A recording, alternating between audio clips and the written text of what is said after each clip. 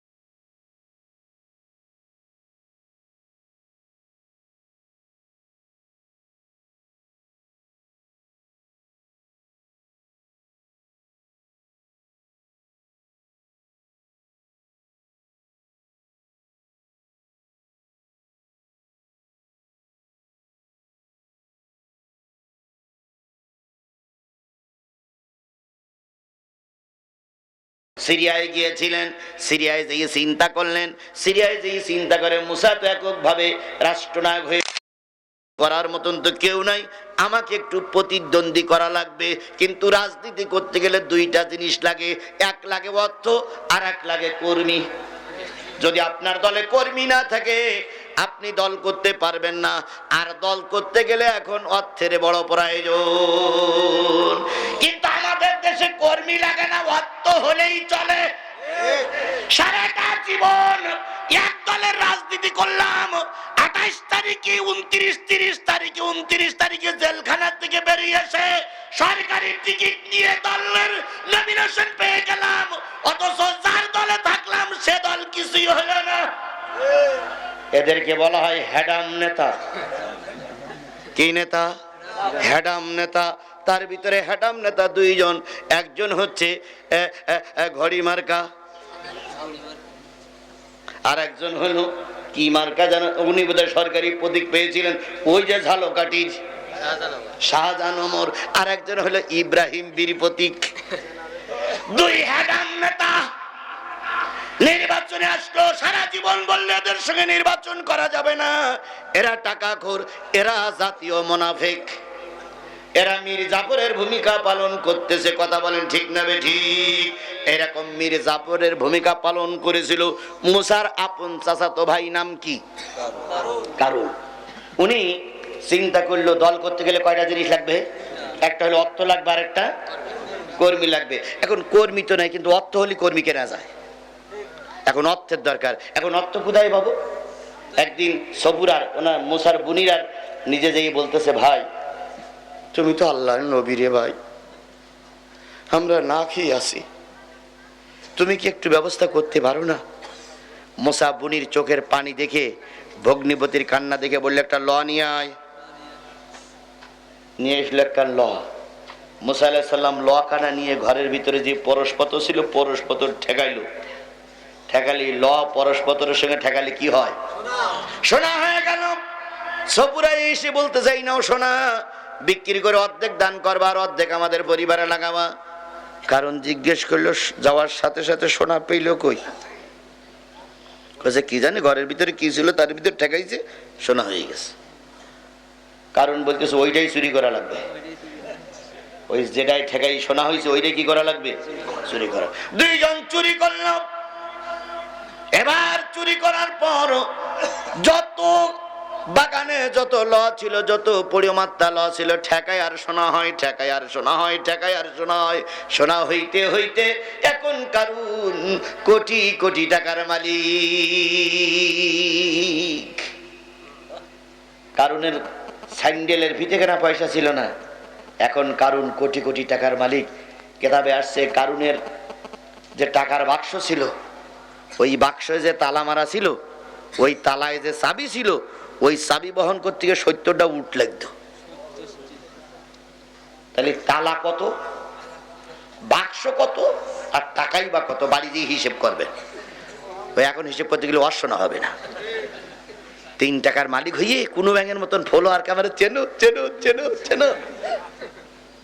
তোমার সেই যে বড় বড় নেতাদের আল্লাহ ধরেছে। কথা বলেন ঠিক না বেঠিক? কারণ এবার বিরাট টাকার মালিক, কারণ আর কাউকে মেনে গুনে চলে না। মুসার কাছে দিয়ে আর মুসার দাম দেয় না। কিরে এত দাম দেয় না কেন রে? মুসার ভাই হারুন বলতেছে বিরাট টাকার মালিক হইল কি করি? কয় পরস্পর চুরি করিস। মুসা যে দেখিলাম সে আর নেই। তাহলে চোরের বাচ্চা চোর, আজকেও পাওয়ারে বসেছে চোরের বাচ্চা চোর। কথা বলেন ঠিক না বেঠিক? যারা দেশের মাল চুরি করে ওই বেগম পাড়ায় নিয়ে রেখেছেন, আমি তাদের পায়ে ধরে বলি চুরি করেছেন করেছেন, কিন্তু মালগুলো দেশে রাখেন। দেশে রেখে যদি কল কারখানা মিল ইন্ডাস্ট্রি করা হইতো, তাহলে এদেশের লোক কর্মসংস্থানের ব্যবস্থা হইতো না। তা না করি ওই বেগম পাড়ায় এনে রেখেছে। কোটি কোটি টাকা বিদেশে পাচার হয়েছে। কথা বলেন ঠিক না বেঠিক? আর এগুলো পাচার করেছে জিবরাইল আর মেকাইল। এরা যখন কথা বলে ইবলিস শয়তান এদের দিকে আসে,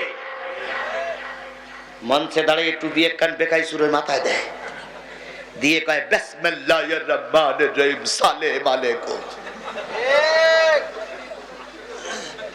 কি এবার এমপি পাস করেছে সাকিব আল হাসান, পাস করেছে না? উনি নির্বাচনে এক সমাবেশে যেই বলতেছে বিসমিল্লাহির রহিম। কি শোনেন না আপনারা? শোনেন, আমি কি বানাই বলতেছি? একজন এমপি প্রার্থী, তাও বাংলাদেশের মতন মুসলিম দেশে, যে দেশের বাঁকে বাঁকে মসজিদ, যে দেশের বাঁকে বাঁকে আল্লাহর ওলিরা ঘুমায় আছে, সে দেশের এমপি বিসমিল্লাহ বলে বিসমিল্লাহির রহিম। অথচ এরাই হলো আমার দেশের নেতা। কথা বলেন ঠিক না বেঠিক? আর আলেম ওলামারা জেল খেটে মরতেছে। আর এই কথাগুলো বললে কিছু লোক বলে হুজুর রাজনীতি হচ্ছে, হুজুর একদম ঠ্যাঙের গিরে ছাড়াই ফেলবো। ফাজলামি করার জায়গা পাও না। গরিব মানুষের মাল খেয়ে বিদেশের ব্যাংকে রেখেছো, অন্যায় ভাবে বড় চেয়ার ধরে রেখেছো, আর আমাদের কথা বলতে দাও না। আজ হোক কাল হোক বাতাস পরিবর্তন হবে। এই সবাই চিরকাল থাকবে না। কথা বলে ঠিক না ঠিক? একদিন পুরানো রাস্তায় নামবে, তকবীরের ধ্বনির আওয়াজ আকাশ বাতাস মুখরিত হবে। জুতা পাই দেওয়ার সময় বাবা না, জনগণ জুতা পিটা করে বাবার বাড়ি পাঠিয়ে দেবে। কিসের ভয় দেখাও? কয় হুজুর ওয়াজ করলে যাইতে পারবেন না, পথে ব্যারিকেড দিয়ে দিন, তুই কিরাম পারিস।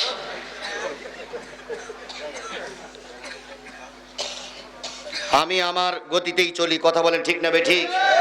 এর আগে অনেক সমস্যা ছিল, তারপর আমার গতি পরিবর্তন হয়নি। 1 ঘন্টা আল্লামা সাঈদীর বক্তব্য 1 ঘন্টা বাঘের বাচ্চার মতন বাঁচতে চাই, 1000 বছর পাতি শিয়ালের মতন বেঁচে লাভ না। আল্লামা সাঈদী মারা গেছে, জনপ্রিয়তা কমেছে না বেড়েছে? লক্ষ গুণ কোটি গুণ বেশি বেড়েছে। আর আল্লামা সাঈদীর যারা মারার জন্য প্রসিকিউটরের দায়িত্ব পালন করেছিল, তাদের ভিতরে কয়েকজন মারা গেছে, তাদের জানাজায় 2-4 জনের বেশি লোক হয়নি। কোথায় সেই ইমরান এই সরকার? তারে জনগণ খুঁজতেছে চা খাওয়াবে বলে। কোরআনে হাত দিও না, আলেমদের বিরুদ্ধে অবস্থান নিও না। একালে মাতব্বারি থাকলেও মরার পরে জনগণ তোমার কবরে থুতু মারবে, জুতো নিক্ষেপ করে দেবে। আমার ভাইয়েরা, কারুন চিন্তা করলো অনেক টাকার মালিক, বিরাট অহংকার। আল্লাহ পাক বললেন মুসা কি খবর? কয় কারুন বিরাট টাকার মালিক হয়ে গেছে, অহংকারের ভাব নিয়ে চলে। আল্লাহ বললেন কারুনের একটু পরীক্ষা নেওয়ার দরকার, কারণ কারুন তো মুসলমান, তাওরাত কিতাবের হাফেজ, আবার তোমারই ভগ্নিপতি, আবার তোমারই চাচাতো ভাই। যেয়ে বলো যাকাত দেওয়া লাগবে। কি দেওয়া লাগবে? আকিমুস সালাহ ওয়া আতুজ যাকাত, যেখানে নামাজ সেখানেই যাকাত। কথা বলেন ঠিক না বেঠিক? এবার বলুন তো কয়দিন পরে রোজা? রোজার দাম বেশি না নামাজের দাম বেশি? কিসের দাম বেশি? মুসলমান কথা বলেন, কিসের দাম বেশি? নামাজের দাম বেশি। অবশ্যই রোজার দাম কম নয়, তবে রোজা থেকে যদি কেউ নামাজ না পড়ে তাহলে ওই রোজার কতটুকু কাজ হবে আমি জানি না। রোজা নামাজ নামাজি, তবে যে ব্যক্তি 5 ওয়াক্ত নামাজ পড়ে না, যাকাত আদায় করে না, কোরআন হাদিস মেনে চলে না, তার রোজার হিন্দুদের রোজা তো প্রায় সমান। একবার সমান বলবো না, কিন্তু প্রায় সমান। হিন্দুরাও তো মাঝে মাঝে উপবাস থাকে, আর তুমিও উপবাস থাকো, কিন্তু তুমি নামাজ পড়ো না, ঈমান আনো না, মসজিদে যাও না, তারাবি আদায় করো না, কোরআন হাদিস মেনে চলো না। ওরাও যা, প্রায় তুমিও তাই। একবার সেম বলে দেবো না, যেহেতু রোজাদার তার একটা মর্যাদা আছে। রোজাদার তার একটা মর্যাদা আল্লাহর কাছে আছে না? কিন্তু আগের দরকার নামাজ। বাইনাল আবদে ওয়াল কুফরু তারকুস সালাম। মুসলমান আর কাফেরের ভিতরে একটাই পার্থক্য, সেটা হলো কি? তাহলে আজকের থেকে নিয়ত করব যে যতদিন বেঁচে আছি নামাজ আর কাজা করব না, আর সামনের মাসের রোজা জানি একটাও নষ্ট না হয়ে যায়। রসুল বলেছেন রোজার চাঁদ উঠলো, রমজান শুরু করলো, ঈদের চাঁদ উঠলো, রোজা বন্ধ করে দিল, সারা মাসে ইবাদত করলো। ওই ব্যক্তি যখন ঈদের চাঁদ ওঠে তখন মাসুম হয়ে যায়। একটা মাসুম বাচ্চা মায়ের পেট থেকে আসলে যেমন নিষ্পাপ হয়ে যায়, এই লোকটাও নিষ্পাপ হয়ে যায়। এই নিষ্পাপ হওয়ার মাস হলো রোজার মাস। কথা বলেন ঠিক না ঠিক? আল্লাহ আমাদের সবাইকে কবুল করুক। 2-1 জন উঠতেছেন, ভালো লক্ষণ নয়, কিন্তু এতগুলো লোকের ভিতরে 2 জন লোক চলে গেলে কিন্তু আমার মাহফিলের কোনো ক্ষতি হবে না, কিন্তু আপনি চলে যাচ্ছেন, মূল কথাটা শুনতে পারলেন না। আল্লাহ আমাদের হেফাজত করুক। আমি আর হয়তো 15-20 মিনিট কথা বলবো, আমি কিন্তু সময় দেখতেছি। এই 15-20 মিনিট পেশাব লাগুক, পায়খানা বসুন, আল্লাহ কবুল করুক। আমার ভাইয়েরা, আল্লাহ নবী মুসা বললেন যাকাত দাও। কারণ বললেন হুজুর কত টাকা যাকাত দিতে হবে? মুসা বললেন যা আয় করিস অর্ধেক। কারণ তখন বলল আয় তো করা লাগে না, শুধু ফতোয়া দিয়েই গিলে। আমার দেশের কিছু কিছু হুজুররা কষ্ট করে পয়সা উপার্জন করে না, শুধু ফতোয়া দিয়েই যায়। আপনি কুরবানির গরুর, আমরা কুরবানি করলাম, কুরবানির চামড়াটা আপনারা দিলাম প্রতিষ্ঠানের জন্য, কি আমরা জাকাতের পয়সা আপনারা দিলাম ছেলে মেয়েদের জন্য। আপনি ওইখানে ছেলে মেয়েদের পড়াচ্ছেন, আমার কুরবানির টাকা নিয়ে আপনি বাচ্চা শিক্ষা দিচ্ছেন, আর দিন কায়েমের বিরুদ্ধে তাদের মগজ ধোলাই করতেছেন আপনারা। বাংলাদেশের সব মুসলমানরা যদি চামড়ার টাকা আর জাকাতের টাকা বন্ধ করে দেয়, তোমার মতন হুজুরির কাপড় কেনাও পয়সা থাকবে না। অথচ তুমি দিন কায়েমের বিরুদ্ধে, কোরআন প্রতিষ্ঠার বিরুদ্ধে ফতোয়া দিচ্ছ। আমরা তোমাদের ভালোবাসি, স্যালুট দেই, কারণ তুমিও টুপিওয়ালা, আমিও টুপিওয়ালা। টুপিওয়ালার সঙ্গে মহব্বত থাকা দরকার। কথা বলেন ঠিক না বেঠিক? এই যে মেয়রে হক বলে জামাত ইসলামের হুজুর আর ওই কওমি হুজুরের একটা তর্ক বিতর্ক শুরু করেছে। এক হিন্দু স্ট্যাটাস দিয়েছে, হিন্দুর নামটা আমি ঠিক জানি না, হিন্দু স্ট্যাটাস দিয়েছে যে এবার জাগায় লেগেছে, দুই হুজুর মারামারি করুক, খুব ভালো লেগেছে, আমার খুব ভালো লেগেছে। তাহলে তোমার আর আমার মারামারি দেখে হিন্দুরা আনন্দ করতেছে, আর তুমি আর আমি খুব খুশি হচ্ছি, ওরে ঠকাইছি, ওরে ঠকাইছি, বাস বাস বাস। কিসের বাস? তুমি টুপিওয়ালা, আমি টুপিওয়ালা, তুমি নামাজি, আমি নামাজি, তোমার সঙ্গে আমার বহস হবে না, বহস হবে কাফের মুশরিকের সঙ্গে। এক মাঠে গায়েবী জানাজা হচ্ছে, গায়েবী জানাজা, বোঝেন তো? হুজুর নেই, লাঠি পুঁতে গায়েবী জানাজা পড়তেছে। আর একজন বড় আলেম রাস্তা দিয়ে যাচ্ছে মোটরসাইকেল নিয়ে, প্রিন্সিপাল। তো পিছনে একজন পিছনের হুজুর বলতে কি জানা যায়, হাতেও পড়ে, আলাম তারাও পড়ে, রুকু করে, সবাই বলতে হুজুর এটা জানাজা। তো জানাজা শেষ করার পরে এবার এই বড় হুজুর ওই হুজুরের খুঁজ দিয়েছে, যে বলছে ভাই আপনি কি করলেন? কয় জানাজা পড়াইছি। তো জানাজায় সুরা করার জোরে পড়ছে, কয় দলিল আছে। রুকু সেজদা করতে কয় ওটারও দলিল আছে। তো বলতে আমি তো জীবনে কোনোদিন দেখিনি। কয় দেখবেন কি, আমি লেখাপড়া জানেন আপনি? ওসবগুলো শিখতে গেলে আমার কাছে আসতে হবে। তো বলতে তাহলে তো শেখা লাগে, তাহলে আপনি একটা দিন দেন। কয় আপনি দিন দেন আগে, আপনি দিন দেন, আমি কেতাব বলো, আপনি আগে দিন দেন। তো এই হুজুর চিন্তা করলে তো ভ্রান্ত পথের একটা জানাজা হচ্ছে, তাহলে দিন দেই। সোমবারের দিন দিন দিয়েছে, মাইকিং হয়ে গেছে, পোস্টারিং হয়েছে, সোমবারের দিন বড় হুজুরের সঙ্গে এই হুজুরের জানাজা হবে। ধরে নেন কৌমি আর আলিয়ার সঙ্গে জানাজা হবে না, ওদিক গেলে আবার কিছু লোক মন খারাপ করতে পারে, দুই হুজুরের বহস হবে। এখন সবাই চলে আসছে, উৎসুক জনতা। কিন্তু যে হুজুর সূরা ফাতিহা পড়িয়েছে জানাজায়, ও হুজুর আসেনি।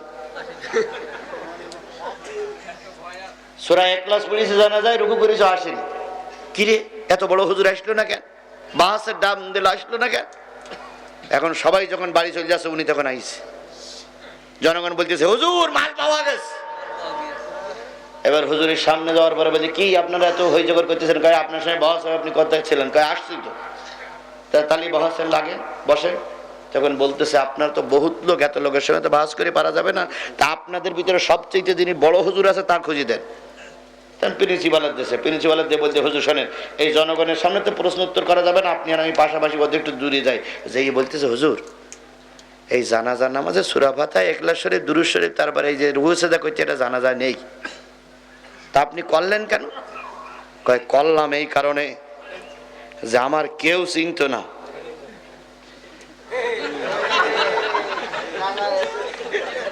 আমার কেউ চিনত না। আজকের এই কাজটা করে কতটা ভাইরাল হলাম দেখেছেন আপনি? সমস্ত লোকে মুখে মুখে বলতেছে যে একজন হুজুর একখান আছে। আজকে মওদুদির ভুল ধরে তোমরা ভাইরাল হতে চাও, আজকে আল্লামা সাঈদীর বিরুদ্ধে সমালোচনা করে তোমরা ভাইরাল হতে চাও, আজকে ইসলামী আন্দোলনের বিরুদ্ধে কথা বলে তোমরা ভাইরাল হতে চাও। জনগণ তোমাদের হাড়ে হাড়ে চেনে। কথা বলেন ঠিক না বেটি? দয়া করে এই অবস্থা বন্ধ করো, বন্ধ করো, বন্ধ করো। জাতির এই ক্রান্তি আজকাল সময়ে ফতোয়া দেওয়ার সময় নয়, এখন ঐক্যবদ্ধ হয়ে কোরআনকে আঁকড়ে ধরার সময়। আলেমে আলেমে বিভেদে এখন জালেমে জালেমে দোস্তি, আলেমে আলেমে বিভেদে এখন জালেমে জালেমে দোস্তি, পথের ঠিকানা জানা নাই কারো কে কোথায় পাবে স্বস্তি। আলেমে আলেমে বিভেদে এখন জালেমে জালেমে দোস্তি, পথের ঠিকানা জানা নাই কারো কে কোথায় পাবে স্বস্তি। আল্লাহ জাতির সহি বুঝদান করুক, সকলে বলুন আমিন। মুসা আলাইহিস সালাম বলতেছে যাকাত, মনে আছে তো, যাকাত দাও, কারণ কয় কত, মুসা কয় কত। ফতোয়া দাও হুজুর, দেওয়া লাগবে। আচ্ছা আমি একটু চিন্তা ভাবনা করে দেখি, একদিন পরে এসে বলতে অত জায়গা দিতে পারবো না, আল্লাহরে যেয়ে বলো আল্লাহ যেন একটু কমাই দেয়। মুসা যেই বলছে আল্লাহ এত জাকাত দেবে না, আমি জানতাম, তারপরে তুমি বললে আমি বললাম কিন্তু কম দেবে, একটু কমাই দাও। আল্লাহ বললেন 4 ভাগের 1 ভাগ। তো মুসা এসে বলতে কারণ আল্লাহ দয়া হয়েছে 4 ভাগের 1 ভাগ। কারণ বলতে দয়া যখন হয়েছে তখন আল্লাহর যেই বলো তিনি তো রহমানুর রহিম, আর একটু কমাই দেখ। তো মুসাওয়াজি বলার পরে বুঝে 10 ভাগের 1 ভাগ। তো কারণ বলতে দয়া যখন হয়েছে না আর একটু কমাই দেখ। এইভাবে করতে করতে করতে করতে কমতে কমতে শতকরা 2.5%। মুসা আলাইহিস সালাম কয় 2.5%। কয় তাহলে আমি একটু হিসেব কিতাব করে দেখি। কারণ বাড়ি যেয়ে লোকজন নিয়ে ক্যালকুলেটরে তখন যা মেশিন ছিল হিসেব কিতাব করে বলতেছে মুসা ফতোয়া তো দিলে, জাকাত যদি এখন দেই 1 বছরের জাকাত দিতে 40 বছর লাগবে। 40,000 কর্মচারী 40 বছর যদি 1 বছরের টাকা জাকাত দেয় শেষ করতে পারবে না। সুতরাং আল্লাহরে বলে দাও স্পষ্ট করে কারণ জাকাত দিতে পারবে না। কার বিরুদ্ধে যুদ্ধ? কার বিরুদ্ধে যুদ্ধ? আল্লাহ কি বসে থাকবে? হযরত মুসা আলাইহিস সালাম বললেন কারণ রে, এতদিন তুই আমারে ঘুরুচ্ছিস, কিছু বলি না, আমার রাগ কিন্তু কম নয়। তোরে এতদিন গলার টুটি ধরে ধরে মারতে পারতাম, কিন্তু মানি নাই, তুই আল্লাহর বান্দা। তবে একটা জিনিস মনে রাখিস, তোর জাকাত দেওয়াই লাগবে। নামাজ আল্লাহ কায়েম করতে বলেছে, জাকাত আল্লাহ আদায় করতে বলেছে, জাকাত তোর আদায় করবই, জাকাত তোর দেওয়া লাগবে। কারণ কয় পালনি আদায় করিনি, আমি এখন অনেক সম্পদের মালিক। এবার মুসা আলাইহিস সালাম সামনে বৃহস্পতিবার, আজকে শুক্রবার, সামনে বৃহস্পতিবারের দুপুরবেলা একটা বিরাট সমাবেশ ডেকেছে। ওই সমাবেশে 2টা বিষয়ের পরে কথা হবে, একটা হলো জেনা আর একটা হলো জাকাত। একটা হলো জেনা আর একটা হলো জাকাত। এবার কারণ চিন্তা করলো মুসা যখন আমার পিছনে লেগেছে, মুসার বিরুদ্ধে এত বড় একটা তোহমাত দেব যে মুসা যেন মাথা উঁচু করে দাঁড়াতে না পারে। কি তোহমাত? কারণ এবার খুঁজতেছে যে কোনো মেয়ে লোক ম্যানেজ করে মুসার বিরুদ্ধে জেনার তোহমাত দেওয়া যায় কিনা। কারণ জেনা এমন একটা জিনিস দেখা যায় না, কিন্তু এইটা যাতে বিশ্বাস করে খুব তাড়াতাড়ি। দেখেন মামুনুল হক, ওনার বিরুদ্ধে জেনার তোহমাত দিল যে উনি বউনে, উনি হলো পরের নারী নিয়ে রিসোর্টে ছিলেন, কিন্তু জানা গেল ওটা পরের নারী না, ওনার বউ। আর আমার দেশের আইনে আছে যদি পরনারী নিয়ে কেউ ধর্ষণ করে আর ধর্ষিতা যদি মামলা না দেয় আর এইটা যদি ধরা পড়ে, তাহলে সর্বোচ্চ জেল হচ্ছে 2 মাস আর 60 টাকা জরিমানা। সর্বোচ্চ জেল কয় মাস আর কয় টাকা জরিমানা? তাহলে মামুনুল হক যদি পরনারীর সঙ্গে জেনা করিও থাকে তাহলে সর্বোচ্চ জেল আর কয় টাকা জরিমানা? অথচ বছরের পর বছর জেল খেটেছে, কারণ ও যে হুজুর মানুষ, এই জন্য ওরে যে কায়দায় হোক বন্ধ করে রাখতে হবে। আর আমরা জেনা কেন, বিয়ের আগে কতবার মা হইলো, অথচ ওরাই ঘুরে বেড়াচ্ছে। কথা বলেন ঠিক না ঠিক? সরকার বাহাদুরকে বলেই কয়েকদিন আগে এক বুড়ো শয়তান বিয়ে করেছে অল্প বয়সীর এক মেয়ে, মোস্তাক। ওর নাম ধরলেও আমার ঘেন্না লাগে। বুড়ো শয়তান, দাঁত পড়ে গেছে, বুড়ো গরু। তুই যদি বিয়ে করবি তা তোর মতন একটা সমবয়স্ক মেয়ে লোক বিয়ে কর। ও 16 বছরের এক মেয়ে বিয়ে করেছে। করেছিস ঘরের ভিতর থাক। আবার 21শে ফেব্রুয়ারি বই মেলায় গিয়ে বলতেছে আমার বউ আর আমি ওনার বুড়ো।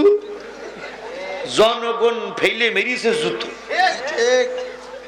ইট পেটকেল ফেলে মেরেছে। শেষ পর্যন্ত পুলিশ এসে বলতে আমার একটু সাহায্য করো। পুলিশ বলছে এই বুড়ো তুই বিয়ে করতে গেলি কার বেরো। পুলিশ হইতেছে এক ধাক্কা, নাক ঠেকড়াকেই পড়ি। পুলিশ চিন্তা করতে যদি না বাঁচাইতে সরকার আমাদের পর টর্চিং করবে, তাড়াতাড়ি ঘরের ভিতর ঢুকাইছে, পুলিশ প্রোটোকল দিয়ে বের করেছে। বুড়োর বাচ্চা, বুড়ো তুই বিয়ে করবি কর, তোর মতন বয়স্কারটা লোক কর, আর তুই করেছিস ঘরের ভিতর থাক। উনি আবার জাতির সামনে দেখাতে গেছে, দেখো বুড়োর পাওয়ার কত। এগুলো সরকার বাহাদুর দেখতে পায় না, এগুলো আইন আদালত দেখতে পায় না, এগুলো পুলিশের ভাইরা দেখতে পায় না। নড়িয়ে চড়িয়ে হুজুর ধরো, নড়িয়ে চড়িয়ে হুজুর ধরো, নড়িয়ে চড়িয়ে হুজুর ধরো।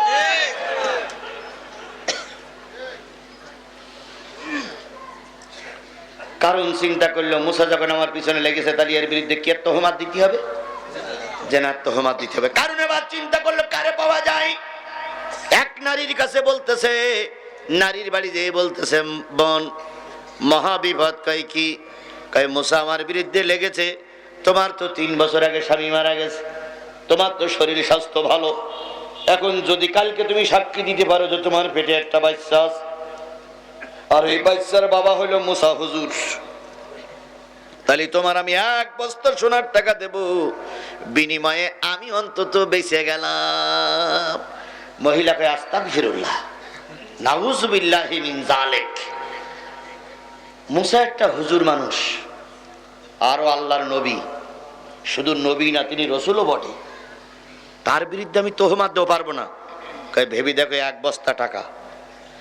মহিলা কয় শোনো ভাই, মুসার আমি কোনোদিন দেখি নাই। কয় দেখা লাগবে না, তোমার দায়িত্ব, তুমি শুধু একটু ময়দানে যাবা, সাক্ষী প্রমাণ আমি দেব, বিচার আমি নালিশ করব, আমি বিচার রুজু করব, আমি বাদী হব, সাক্ষী প্রমাণ আমি দেব। তোমার শুধু কোর্টে যেয়ে দাঁড়াইলেই হুজুর গ্রেফতার হয়ে যাবে, হুজুর ফাঁসির কাস্টে ঝুলবে।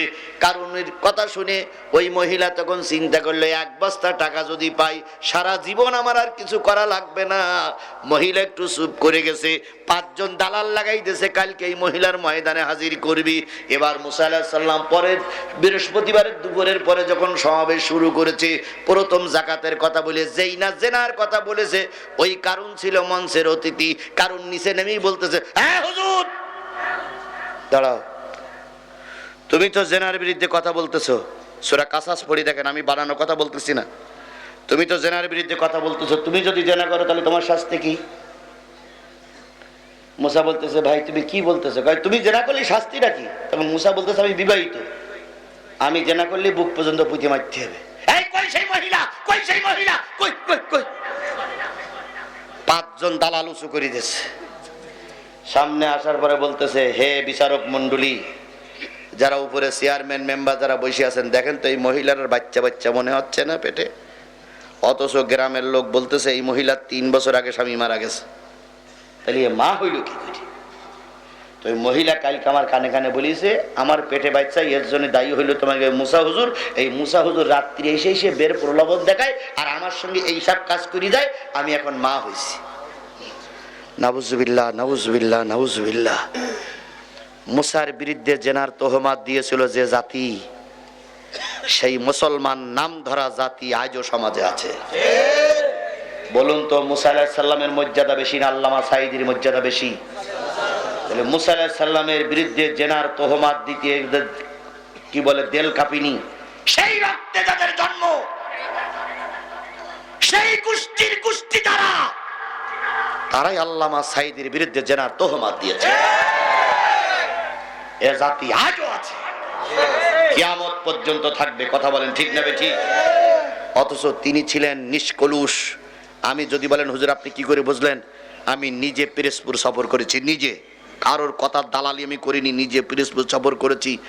যাদেরকে সাক্ষী বানানো হয়েছে, যাদেরকে বাদী বানানো হয়েছে, তারা স্পষ্ট করে আমাকে বলেছে, হুজুর আমরা বাদীও ছিলাম না, সাক্ষীও ছিলাম না, আমাদেরকে জোর করে বানানো হয়েছে।